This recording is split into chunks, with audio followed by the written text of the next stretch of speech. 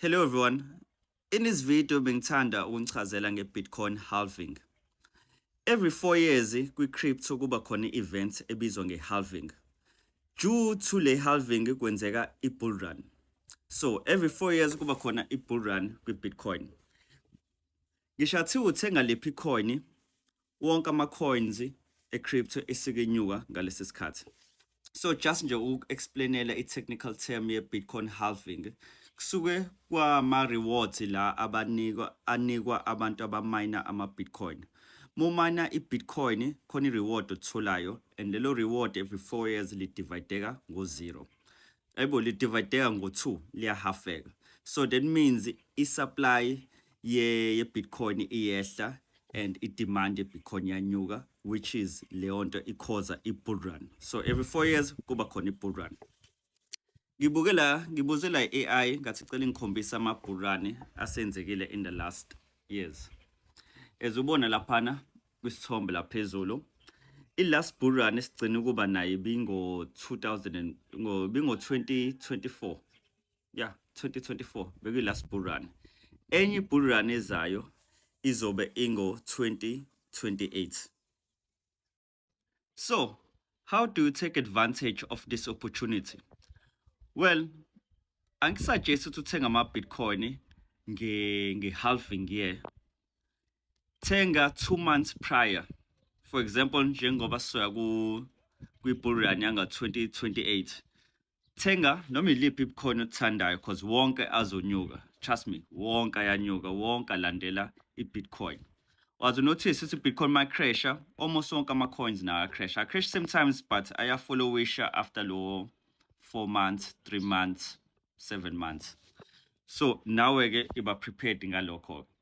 So yeah, bengisho uyithatha nini le opportunity. So 2 months prior ku-2028. So that means go 2027 ngoNovember. Yeah, go-2027 ngoNovember ngisuggesta ukuthi uthenge ama-Bitcoin lapho.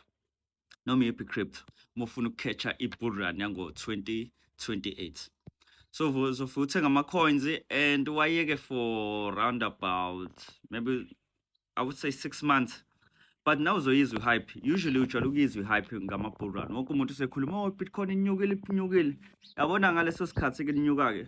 Because wonke umuntu usuke ethenga, wonke umuntu usuke ethi, hey man, i-Bitcoin liyanyuka, sithenge. Wena isikhathi sakho sokuthi udayiseke. Angithi wena uthengele cheap, udayise manje wonke umuntu eselinakile. Ila khona ozokwenza-ke almost close to 200% profit.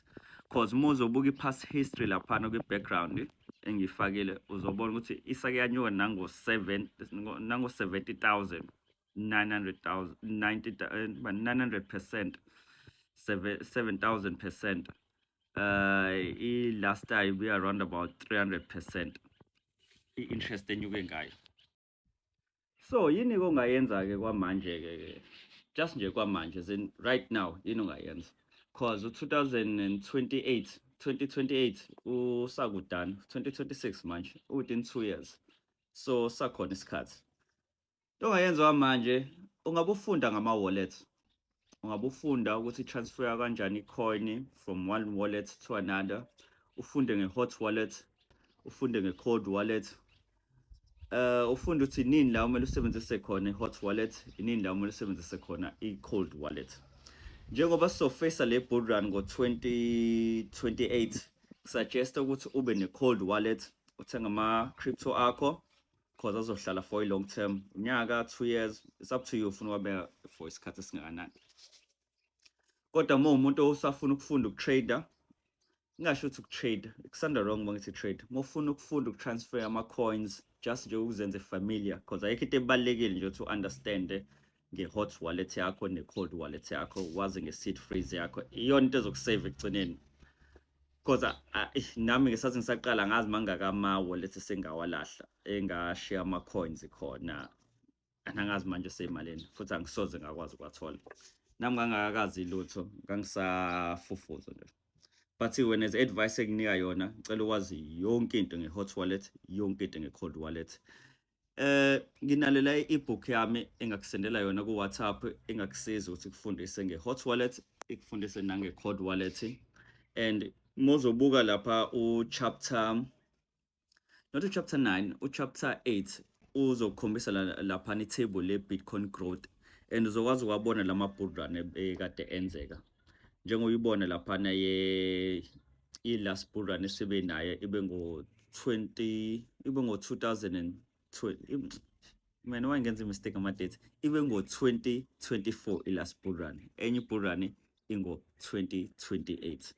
So yeah, leyo nto engathini bengifuna ukuyini-advise ngayo kule video, and I hope iyakusiza and uyaqhubeka ube successful with crypto.